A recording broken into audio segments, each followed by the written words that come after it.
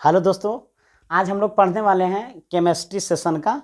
और आज हम लोग एक दिन जो आपका पहला वीडियो जो बनाया गया था कि केमिस्ट्री का इतिहास कहाँ से शुरू हुआ, कहाँ से प्रारंभ हुआ। आज हम लोग जानने वाले हैं कि केमिस्ट्री को हम क्यों पढ़ेंगे। हमने उसमें डिफिनेशन वगैरह हम बताया था। केमिस्ट्री को मुख्य रूप से 4 भागों में बांटा गया है: physical chemistry, organic chemistry, inorganic chemistry और बायो केमिस्ट्री। आप यदि जो नहीं देखें तो आप जा करके आप वीडियो देख सकते हैं पिछला क्लास में कि केमिस्ट्री का मतलब कि कहाँ से विकास हुआ है। ऐसे आज हम लोग जानेंगे कि केमिस्ट्री को क्यों पढ़ेंगे, मतलब केमिस्ट्री पढ़ने का क्या लाभ है। हम आपको बता दें कि केमिस्ट्री एक ऐसा विषय है जो सभी विषय आपको यदि जो देखिएगा तो सब विषय इसी से निकला है। आप देख सकते हैं यदि जो आप कोई भी यदि जो खाना खाते हैं, चाहे कपड़ा पहनते हैं, चाहे कोई मकान बनाते हैं, आप ये सब जितना भी कोई भी काम कर रहे हैं ज़्यादा से ज़्यादा आप लोग देखिएगा तो सब आपको केमिस्ट्री पर ही आधारित है। यानी सब कुछ दवा से लेकर के दारू से लेकर के हर जगहों पर देखिएगा आपको रासायनिक अभिक्रिया, रासायनिक समीकरण सब कुछ ये सब होता है। तो हर कुछ देखिएगा, हर विषय जो है आपका लगभग केमिस्ट्री से ही निकला हुआ है। आप देख सकते हैं। तो हम जानेंगे कि आज केमिस्ट्री को हम क्यों पढ़ेंगे। तो केमिस्ट्री को हम इसलिए पढ़ेंगे कि हम अपना जीवन यापन करने के लिए आपको जिन चीज़ों पर हम लोग निर्भर रहते हैं, मतलब कि वही चीज़ों के बारे में हम लोग केमिस्ट्री में अध्ययन करते हैं, पढ़ते हैं। तो हम लोग जीने के लिए, खाने के लिए, चलने के लिए, बुनने के लिए आपको पता है कि क्या क्या चाहिए। रोटी चाहिए, कपड़ा चाहिए, मकान चाहिए और मोबाइल चाहिए। तो रोटी चाहिए तो देखिए कार्बोहाइड्रेट्स, कपड़ा चाहिए देखिए आपका केमिस्ट्री का ही बना हुआ है, आपका बहुलक का बना हुआ रहता है। जैसे आपको देखे होंगे कि पॉलिस्टर कपड़ा भी आता है, आपका जैसे जूट कपास ये सब का बनाया जाता है। तो रोटी, कपड़ा, मकान भी देखे होंगे, सीमेंट, ये चीज़ हो गया। तो सीमेंट भी आप लोग देखे होंगे कि वो इसका बना हुआ रहता है। जिसका मकान हम लोग बनाते हैं तो सीमेंट किसका बना हुआ रहता है, वो सब केमिस्ट्री का ही बना हुआ रहता है। तो केमिस्ट्री को हम क्यों पढ़ेंगे? अपना जीने के लिए। तो जीने के लिए हमको केमिस्ट्री चाहिए। तो केमिस्ट्री जीने के लिए कौची कौची चाहिए? तो इसमें पहला चाहिए हमको कार्बोहाइड्रेट। ये देख सकते हैं, पहला है देखिए कार्बोहाइड्रेट। दूसरा हमको क्या चाहिए? तो दूसरा चाहिए हमको प्रोटीन। ये देखिए आपका हो गया प्रोटीन। तीसरा हमको क्या चाहिए? तो विटामिन चाहिए। ये देखिए आपका विटामिन। और चौथा क्या चाहिए? तो ये हमारा वसा चाहिए। और फिर पांचवा क्या चाहिए? तो ये आपका मिनरल्स चाहिए। ये देखिए आपका मिनरल्स। ये देखिए ये हम लोगों को जीने के लिए बहुत ज़रूरी है। और ये सब यदि जो नहीं रहेगा तो हम लोग जी नहीं पाएंगे। इसलिए केमिस्ट्री को पढ़ना ज़रूरी है। अब देखते हैं कार्बोहाइड्रेट का क्या काम होता है। कार्बोहाइड्रेट का काम होता है हमारा शरीर के अंदर ऊर्जा प्रदान करना। ये देखिए आपका कार्बोहाइड्रेट 3 प्रकार के होता है। जिसमें कौन कौन से कार्बोहाइड्रेट होता है? पहला होता है मोनोसेकेराइड। ये देखिए मोनोसेकेराइड, पहला हो गया आपका देखिए मोनोसेकेराइड। हिंदी में हम लिख देते हैं, ये देखिए आपका हो गया मोनोसेकेराइड। तो ये हो गया मोनोसेकेराइड। दूसरा क्या होता है? दूसरा होता है ओलिगोसेकेराइड। ये देखिए आपका ओलिगोसेकेराइड है, तो ये ओलिगोसेकेराइड हो जाएगा। तीसरा क्या हो जाएगा? पॉलीसेकेराइड। तो ये आपका देखिए हो गया आपका पॉलीसेकेराइड। ये देख लीजिए कार्बोहाइड्रेट को हम शर्करा भी कहते हैं, सेकेराइड कहते हैं। इसीलिए हम बार बार यूज़ कर रहे हैं मोनोसेकेराइड, ओलिगोसेकेराइड और पॉलीसेकेराइड। तो कार्बोहाइड्रेट क्या होता है? मोटा अनाज जो भी आएगा वो सब आपका अनाज की बात करें, ईंट पत्थर ये सब नहीं समझिएगा कि वो मोटा अनाज में आएगा। अनाज, चावल, गेहूं, बाजरा, मक्का ये सब उनका जो भी इस्तेमाल करते हैं वो आपका कार्बोहाइड्रेट है। एकदम ध्यान से, मतलब कि बारीकी से आपको ध्यान से सुनना है। आज जान जाइएगा कि हम केमिस्ट्री को क्यों पढ़ते हैं। तो जानते हैं मोनोसेकेराइड क्या होता है? ये वैसा कार्बोहाइड्रेट है जो मतलब कि तीव्र गति से पच जाता हो, वो आपका कहलाता है मोनोसेकेराइड। जिसमें आप देख सकते हैं इसमें हम रखते हैं ग्लूकोज को रखते हैं। इसमें कार्बोहाइड्रेट में हम पूरा लिख देते हैं, ग्लूकोज हो गया, आपका फ्रक्टोस हो गया, जैसे आपका माल्टोस हो गया, ये देखिए आपका माल्टोस हो गया, जैसे आपका गैलेक्टोस हो गया, ये देखिए आपका गैलेक्टोस हो गया, गैलेक्टोस हो गया। इसके अलावा आप देख सकते हैं यह स्टार्च हो गया, यह स्टार्च हो गया। उसके बाद में जैसे हो गया सेलुलोस, ये देखिए सेलुलोस हो गया है, तो ये सेलुलोस हो गया। उसके बाद में आता है काइटिन, ये देख लीजिए आपका काइटिन। ये सब देखिए आपका क्या है? कार्बोहाइड्रेट है। तो सबसे तीव्र गति से पचने वाला कौन सा है कार्बोहाइड्रेट? तो ये ग्लूकोस है। अब ग्लूकोस के जैसे आप देख सकते हैं C6H12 और O6 सबके फार्मूला होता है, सबके फार्मूला होता है। तो ये देखिए आपका ग्लूकोस के आपका क्या होता है? C6H12O6। तो ये ग्लूकोस जो आप ग्लूकोन डी का सेवन करते हैं, जो तुरंत ऊर्जा आता है, वही आपका सबसे तीव्र गति से पच जाता है। ये आएगा आपका मोनोसेकेराइड में। ओलिगोसेकेराइड किसे कहा जाता है? ओलिगोसेकेराइड में पचने में थोड़ा सा ज़्यादा टाइम लगता है। तो ओलिगोसेकेराइड में पचने में ज़्यादा टाइम लगता है, जिसमें फ्रक्टोस आता है, माल्टोस आता है, गैलेक्टोस आता है, ये सब देख लीजिए। आपका स्टार्च आता है। स्टार्च में कुछ कुछ आएगा, गेहूँ, चावल, मक्का, बाजरा, ये सब स्टार्च में आएगा। गैलेक्टोस, माल्टोस, फ्रक्टोस में क्या आ जाएगा? ये सब फल वगैरह जितना भी आता है वो सब फ्रक्टोस में आएगा। माल्टोस में भी आपका गन्ना, चुकंदर, ये सब। गैलेक्टोस में जैसे चीनी, गुड़, ये सब जो भी है ये सब इसमें आएगा। इसमें सुक्रोस वगैरह भी आ जाएगा। ये सब भी आपका सब ओलिगोसेकेराइड में आ जाएगा। फ्रक्टोस, सुक्रोस, माल्टोस, सुक्रोस मतलब चीनी, गैलेक्टोस स्टार्च मतलब जैसे चीनी, स्टार्च में जैसे गेहूँ, चावल, चोकर, ये सब जो आता है, मकई, वो सब स्टार्च में आता है। स्टार्च के भी पूछता है कि फार्मूला क्या होता है, तो C6H10O5 और के सफिक्स एन, ये आपका स्टार्च के फार्मूला हो गया। ये देखिए आपका स्टार्च है, यानी इसके अंतर्गत आएगा गेहूँ, चावल, जो आपका बाजरा, मकई, ये सब आता है, वो सब स्टार्च में आएगा। उसके बाद में आता है सेलुलोज। ये सेलुलोज क्या होता है? कहेगा प्रकृति में सबसे अधिक मात्रा में पाया जाने वाला कार्बोहाइड्रेट कौन सा है, तो सेलुलोज आंसर लगाना है। ये देखिए आपका सेलुलोज। सेलुलोज के क्या क्या चीज़ बनता है देखे होंगे, पेड़ का जो छाल वगैरह जो होता है वो सेलुलोज के अंतर्गत आता है। सेलुलोज के जैसे देखिए कागज, पैसा, नोट वाला जो होता है वो सेलुलोज रहता है। यदि जो आप उसका सेवन कीजिएगा, खाइएगा, तो देखिएगा नहीं पचेगा, लेकिन बहुत टाइम लग जाएगा, ना के बराबर पचता है। अब जैसे होता है अंडा, ये देखिए अंडा के 3 भाग होता है। ये सबसे बाहरी वाला भाग होता है कैल्शियम कार्बोनेट, ये जो बाहरी खलकोइया जो होता है। उसके बाद में आता है एल्बुमिन, ये देखिए आपका हो गया एल्बुमिन। एल्बुमिन क्या होता है? इसमें सबसे ज़्यादा उजला भाग जो होता है अंडा का, और वो एल्बुमिन होता है। और एल्बुमिन में सबसे ज़्यादा क्या पाया जाता है? आपका प्रोटीन पाया जाता है। और कैल्शियम कार्बोनेट जैसे उसका छलकोइया को यदि आप आमलेट खाते हैं, चाहे आप ऐसे सीधा खाते हैं, उसमें यदि जो कैल्शियम कार्बोनेट चला जाएगा, तो वैसा स्थिति में वो आपका शरीर के अंदर जाने के बाद वो किडनी में जमा हो जाएगा, और उससे आपका किडनी स्टोन हो जाएगा।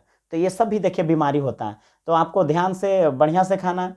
इसके बीच वाला भाग जो होता है आपका फैट्स कहलाता है, और वो फैट्स जो होता है ज़्यादा यदि जो सेवन करते हैं अंडा का, तो उसमें नुकसानदेह होता है। तो ये ध्यान रखना है कि आपका ज़्यादा सेवन नहीं करना है। अंडा का करना है, लेकिन विशेष रूप से पर डे आप 10 अंडा, 12 अंडा, 15 अंडा यदि आप सेवन कर रहे हैं, और ये बीच वाला यदि आप खा रहे हैं, तो उससे नुकसानदेह होता है। बताते हैं पुरुषों के लिए और महिलाओं के लिए, दोनों के लिए नुकसानदेह होता है। यदि जो आप फैट्स, वसा का ज़्यादा सेवन कीजिएगा, तो आपका स्पर्म जो होगा, जो वीर्य होगा, जो जनन में आप मदद होगा, वो चीज़ क्या होगा कि वो पतला हो जाता है, उसका जो स्पर्म होता है। तो वैसे स्थिति में आपका बाल बच्चा जो होगा ना, मतलब चौड़ी पचकोटी होगा।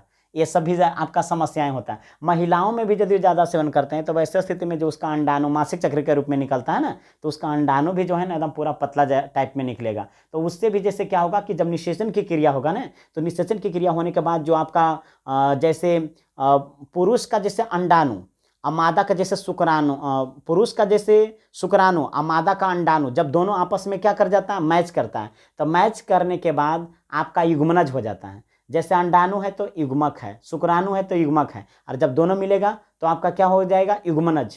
और जब दोनों का सेंटर मिलता है, यानी शुक्राणु के केंद्रक और यदि जो अंडाणु के केंद्रक दोनों आपस में मिलता है, तो निषेचन हो जाता है, और उसका पूरा पार्ट्स यदि मिलेगा, तो फिर धीरे भ्रूण का विकास हो जाता है। तो इस प्रकार से आपका होता है। तो उसमें आपका नुकसानदेह होगा, जब पतला रहेगा तो जेरुसन प्रेशर पड़ने के बाद वो भ्रूण टूट जाएगा, और फिर जुड़वा संतान होगा, चौड़ी पर जोड़ी बच्चा भी हो सकता है, या फिर आपका महिला में खराब भी हो जाता है, संतान खराब भी हो जाता है, ये सभी समस्याएं उत्पन्न होता है। चलिए, तब पॉलीसेकेराइड क्या होता है, तो सेल्यूलोज होता है। और काइटिन, काइटिन क्या होता है, तो मछली के चोइयाँ हो सकता है, यदि आप खाइएगा तो वो पचेगा नहीं जल्दी। उसके बाद में जैसे आप देख लीजिए घोंघा, घोंघा का जो खलकोइया होता है वो खाइएगा तो जल्दी नहीं पचेगा, वो सब काइटिन में आता है। जैसे कछुआ होता है, उसका जो छलकोइया होता है ऊपर वाला, वो खाइएगा तो आपका नहीं पचेगा। तो ये सामान आपका काइटिन के श्रेणी में आता है, ये सब पचबे करेगा। आप पीपल वाला जैसे पत्ता खाइए, छाल खाइए, उसका चैली कबाड़ कबाड़ के, तो वो थोड़ी ना पच जाएगा, आदमी के नहीं पचेगा, टाइम लगेगा। तो चलिए, कार्बोहाइड्रेट हो गया। तो कार्बोहाइड्रेट क्या होता है? कार्बोहाइड्रेट के बारे में हमने कहा है कि जो हमारा शरीर के अंदर ऊर्जा प्रदान करने का काम करता हो, वो आपका क्या होता है, कार्बोहाइड्रेट। और कार्बोहाइड्रेट विशेष रूप से सबसे ज़्यादा कहाँ जा करके संग्रह होता है, तो माइटोकॉन्ड्रिया में। इसीलिए ऊर्जा गृह कहा जाता है माइटोकॉन्ड्रिया को। हमारा सेल के अंदर हर सेल में माइटोकॉन्ड्रिया पाया जाता है, तो कार्बोहाइड्रेट वहीं जा करके आपका संग्रह होता है। तो कार्बोहाइड्रेट को हमने कहा शर्करा कहा जाता है, सेकेराइड कहा जाता है, और कार्बोहाइड्रेट 3 प्रकार का होता है। उसके बाद में हम जानते हैं, तो कार्बोहाइड्रेट का सेवन करते हैं हम लोग जीवन जीने के लिए, जरूरी है, भोजन ताकत चाहिए। प्रोटीन क्या होता है? प्रोटीन हमारा शारीरिक वृद्धि करने में मदद करता है। ये देखिए आपका प्रोटीन का काम है। और प्रोटीन कहाँ कहाँ से मिलेगा? तो प्रोटीन आपको मिलेगा जैसे आपका चिकन मटन ये सब खाते हैं, दूध, सोयाबीन, ये समझ लीजिए सोयाबीन में सबसे अधिक प्रोटीन पाया जाता है, तो याद रखिएगा सोयाबीन। उसके बाद में जैसे क्या होता है कि जैसे प्रोटीन दो प्रकार के होता है, जैसे आप चिकन मटन अंडा ये सब यदि आप खाते हैं, दाल खाते हैं, पनीर खाते हैं, ये सब में भी आपका प्रोटीन पाया जाता है। प्रोटीन का सेवन करने से आपका शारीरिक वृद्धि होता है। और प्रोटीन फैक्ट्री किसको कहा जाता है? तो राइबोसोम को। राइबोसोम कहाँ पाया जाता है? तो सेल के अंदर यानी कोशिका के अंदर पाया जाता है। तो ये देखिए प्रोटीन फैक्ट्री किसको कहा जाता है? राइबोसोम को। अब प्रोटीन दो प्रकार के होता है, एक वो होता है देखिए गोलीय प्रोटीन, ये देखिए आपका हो गया गोलीय प्रोटीन, तो गोलीय प्रोटीन हो गया। उसके बाद में क्या होता है? रेशेदार प्रोटीन, ये देखिए आपका होता है रेशेदार प्रोटीन, तो ये हो गया आपका रेशेदार प्रोटीन।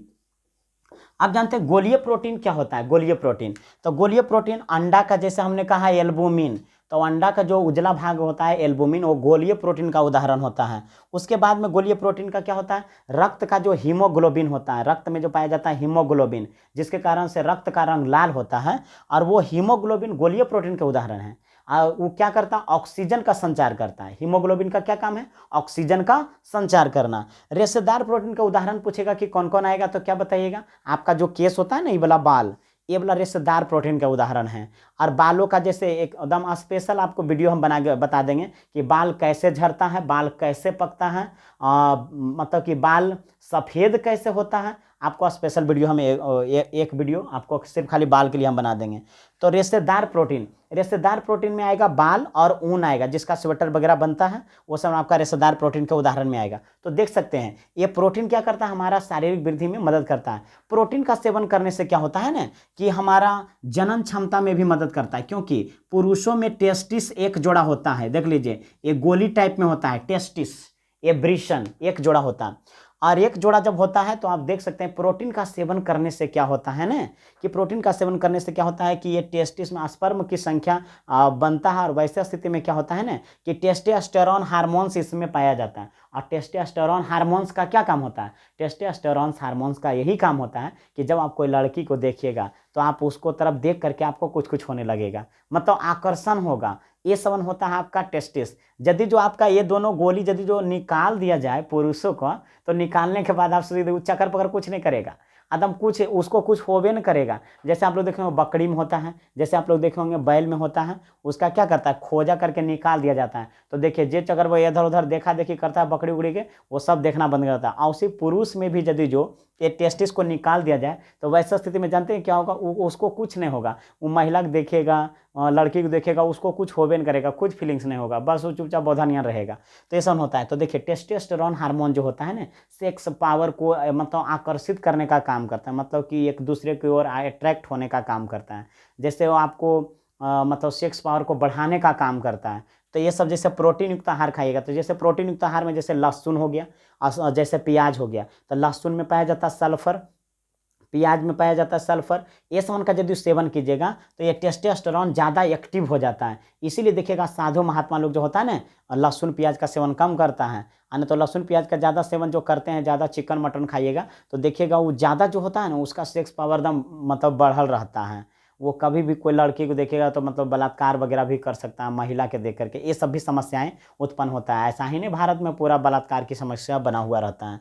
तो ये देख लीजिए प्रोटीन काफ़ी है, जनन में काफ़ी मदद करता है। आप सोच के देखिए स्पर्म ही नहीं बनेगा, यहाँ वीर्य ही नहीं बनेगा, तो आप सोच के देखिए वो जनन कैसे करेगा? जनन करने के लिए आपको पता है कम से कम 7 ml स्पर्म की ज़रूरत होता है, तब जा करके कभी जनन यदि हम 10th का बायोलॉजी यदि हम पढ़ाएंगे, चाहे 12th का बायोलॉजी यदि हम पढ़ाएंगे, तो जनन में हम पूरा फुल डिटेल चर्चा करेंगे कि कैसे आपका जुड़वा संतान होता है, कैसे एक दो मूड़ी और एक ही शरीर होता है, ये सब हम आपको बताएंगे। कौन कौन से हार्मोन जो होते हैं, महिलाओं में एस्ट्रोजन हार्मोन पाया जाता है। और एस्ट्रोजन हार्मोन्स के कारण क्या होता है कि उसमें सेक्स पावर बढ़ाने का काम करता है, किसी लड़का को देख करके उसको आकर्षण होता है, तो ये सबन होता है। तो एस्ट्रोजन हार्मोन उसका स्तन में उभार आ जाता है, कमर के निचला भाग जो होता है चौड़ा होने लगता है। ये सबन किशोरी अवस्था जब पढ़ाएंगे तो उसमें आपको हम बताएंगे। तो एस्ट्रोजन हार्मोन उसमें पाया जाता है। तब प्रोटीन देखिए जनन में भी काफ़ी मदद करता है। 2 प्रकार का होता है प्रोटीन, गोलीय प्रोटीन और रेशेदार प्रोटीन। उसके बाद में आता है विटामिन। विटामिन क्या होता है?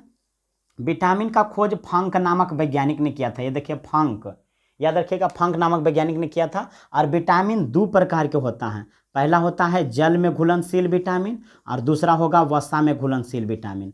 जल में घुलनशील विटामिन कौन कौन होता है? तो बी कॉम्प्लेक्स होता है और उसके बाद में सी होता है। बी कॉम्प्लेक्स और सी होता है। और वसा में घुलनशील विटामिन पूछेगा तो ए, डी, ई और के, ये देखिए आपका होता है वसम घुलनशील। वसम घुलनशील के मतलब क्या होता है? यदि जो ए, डी, ई, के विटामिन को बड़का एबीसीडी से सूचित किया जाता है। यदि जो आप ए, डी, ई, के को यदि जो आप सेवन करते हैं तो आपका शरीर के अंदर ही रह जाएगा, वसा में घुल के रह जाएगा। और यदि जो आप बी कॉम्प्लेक्स में B1, B2, B3, B4, B5, B6, B7, B8, B9 और B12 ये सेवन का यदि जो आप सेवन करते हैं तो आपका मूत्र के माध्यम से बाहर निकल जाता है। तो ये होता है जल में घुलनशील विटामिन, यानी बी कॉम्प्लेक्स में जितना हमने कहा और सी ये जल में घुलनशील विटामिन है। आपका एग्जामिनेशन में कैसे पूछता है? निम्न में से कौन जल में घुलनशील विटामिन नहीं है?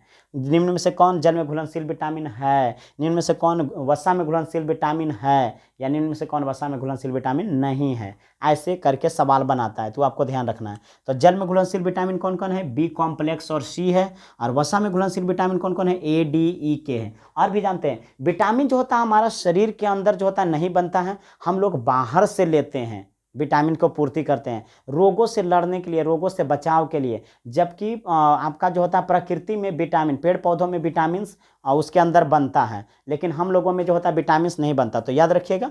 अब जानते हैं विटामिन B1 की कमी से कौन रोग होता है? तो विटामिन B1 की कमी से बेरी बेरी रोग होता है, यानी होठ ठोठ का फट जाना, शारीरिक वृद्धि रुक जाना, ये समन होता है। आपका भूख का कम लगना, ये समन होता है। तो इसका उत्तम स्रोत क्या है? विभिन्न प्रकार के जो आपका भोजन होता है उसका छिलका, जैसे आप गेहूं वाला जो होता है चोकर, तो आटा को बिना चाले बनाइए, माड़ भात खाइए, ये सब यदि आप खाइएगा, आलूआ के बोकला सहित मतलब बनाइए उसको खाइए, ये समझ से विटामिन B1 की पूर्ति होगा। लेकिन आज के ज़माना में क्या करते हैं? चावल को 2, 4, 5 बार धो देते हैं और बोकला उकला के सब बकरी के दिलाते हैं, माड़ पसाते हैं, बकरी के दिलाते हैं। आप बताइए, आपका से ज़्यादा उसका होठ ठोठ सुंदर रहता है, चिकन रहता है।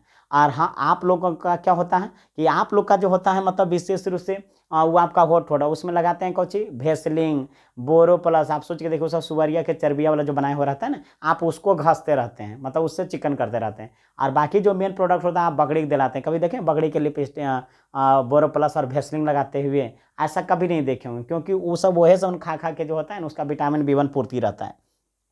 विटामिन सी की कमी से कौन बीमारी होता है? तो विटामिन सी की कमी से स्कर्वी बीमारी होता है। स्कर्वी बीमारी का मतलब होता है जिसको पायरिया बीमारी कहते हैं, जैसे मसूड़ा से खून निकलना, मुंह से बदबू आना, ये सब आपका होगा। कोई चीज़ खाइएगा ना तो रक्त उसमें लग जाएगा, तो ये सब होता है विटामिन सी की कमी से। इसका स्कॉर्बिक एसिड नाम होता है रासायनिक नाम में। और विटामिन सी का उत्तम स्रोत क्या होता है? तो विटामिन सी का उत्तम स्रोत आंवला होता है। विटामिन ए की कमी से कौन बीमारी होता है? रतौंधी बीमारी। आप लोग देखिएगा रात उत में जो होगा ना, जैसी रात होगा तो उसमें जनाएगा नहीं, तो ये सब हो जाता है। विटामिन ए का रासायनिक नाम रेटिनॉल होता है। और विटामिन ए का यदि ये पूछेगा कि उत्तम स्रोत क्या होता है, तो विटामिन ए का उत्तम स्रोत गाजर होता है। विटामिन डी की कमी से कौन सा बीमारी होता है? तो रिकेट्स बीमारी होता है, हड्डियों का टेढ़ा हो जाना। ये बीमारी ज़्यादा से ज़्यादा बच्चों में होता है, याद रखिएगा। ये बीमारी जो है कहाँ ज़्यादा से ज़्यादा किस में होता है? तो बच्चों में होता है। बच्चों में क्या होता है कि जब देखेंगे वो छोटा गो रहता है नन्हका, तो उसमें क्या होता है तेल उल लगा करके उसको कम से कम 1-2 घंटा जो होता है ना, 7-8 बजे सुबह में क्या करना चाहिए? उसको धूप में सुखा दीजिए, यानी धूप में दे देना चाहिए।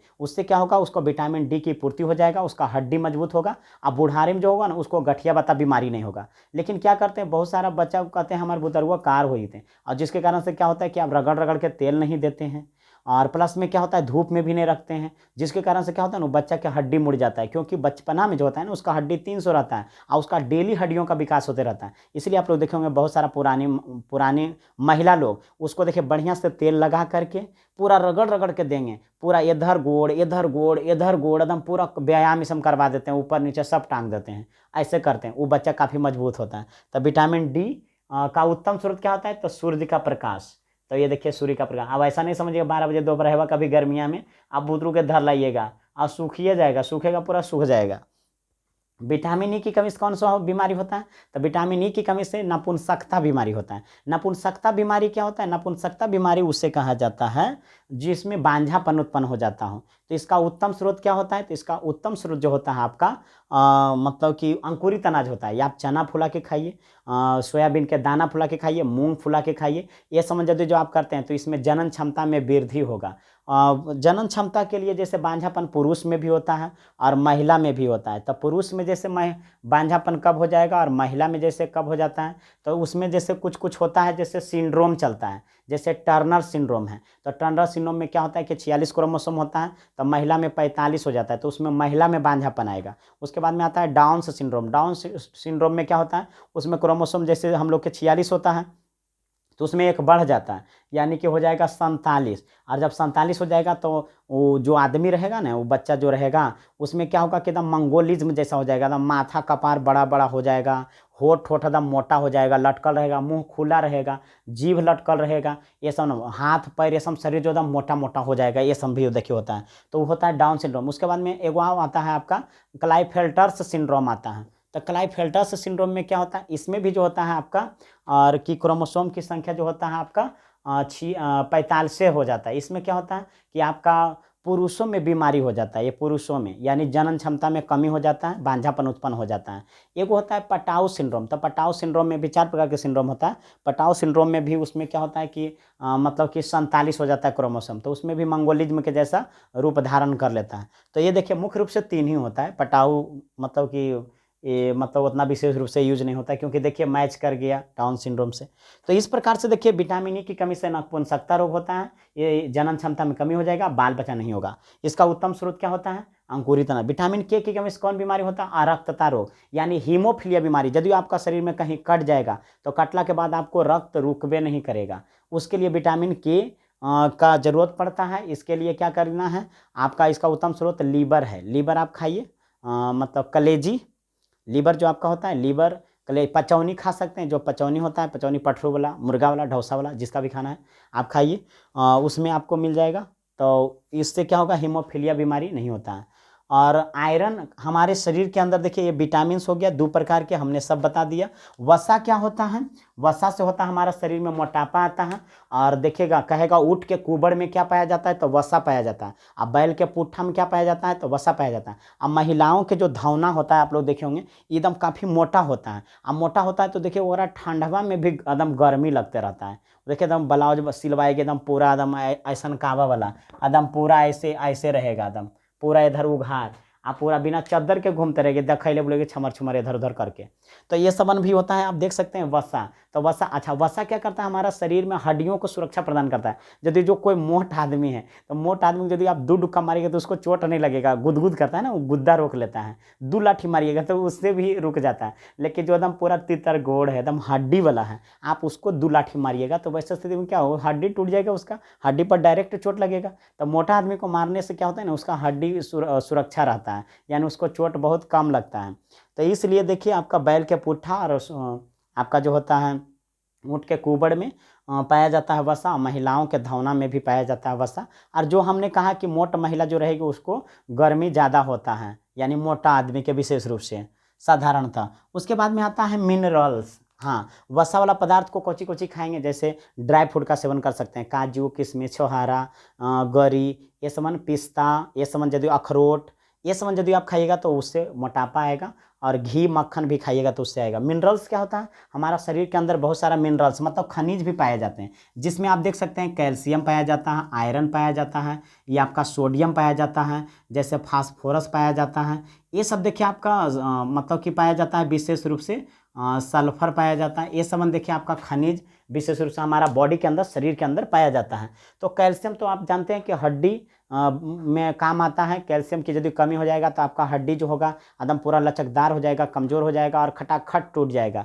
तो इसलिए क्या करते हैं हम लोग, कैल्शियम कहाँ से मिलेगा हमको? तो जैसे कैल्शियम का गोली भी आता है, या फिर आप क्या कीजिए, हड्डी उड्डी का इस्तेमाल किए, मुर्गा उर्गा वाला हड्डी सही से खाइए, उससे मिलेगा कैल्शियम। या फिर मछली का मूड़ी जो होता है आप उसका सेवन कीजिए, मुर्गा का मूड़ी पत्थरों के मूड़ी ये सब आप सेवन कीजिए, आपको कैल्शियम मिलेगा। आयरन की कमी से कौन सा बीमारी होता है? एनीमिया बीमारी। एनीमिया बीमारी मतलब आपका अंदर रक्त की कमी हो जाएगा, यानी खून की कमी हो जाएगा। तो वैसे स्थिति में ये आपका होता है आयरन की कमी से। सोडियम क्या होता है? सोडियम जो होता है हमारा इसमें पाया जाता है, ये देखिए आपका जो है मतलब रीढ़ की हड्डी, तो रीढ़ की हड्डी में इसमें देखिए सोडियम का संचार होता है। और सोडियम का संचार, यदि जो आपका पसीना ज़्यादा निकल गया है तो ज़्यादा निकलने के बाद ये देखिए सोडियम ये ऊपर में नहीं जा पाता है, तो नहीं जा पाता है तो देखिएगा एकदम ऐसे ऐसे चक्कर उक्कर आने लगेगा। और देखिएगा ऐसा महिलाओं में ज़्यादा होता है, और देखिएगा उसको मिर्गी हो जाएगा, मतलब बेहोश हो जाएगी वो। तो इसीलिए चलते चलते देखिएगा कभी कभी धूप धाप में क्या होता है, धूप ऊप में चलती है अभी गर्मी के दिन में, तो वैसा स्थिति में क्या होता है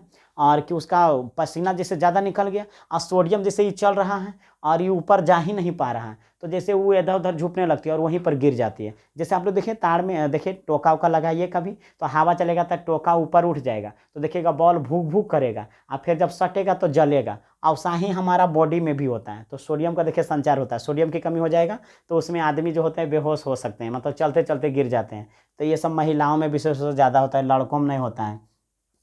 उसके बाद में देखिए फास्फोरस पाया जाता है, सल्फर। अभी अभी हमने कहा सल्फर का क्या काम है। सल्फर जो होता है हमारा ये जो आपका टेस्टिस होता है उसमें क्या होता है, स्पर्म बनाने का काम करता है, और उससे जैसे क्या होता है कि सेक्स पावर को विकसित करने का काम करता है। फास्फोरस भी पाया जाता है हमारा बॉडी को मतलब हड्डियों को मजबूती प्रदान करने के लिए आपका फास्फोरस भी होता है।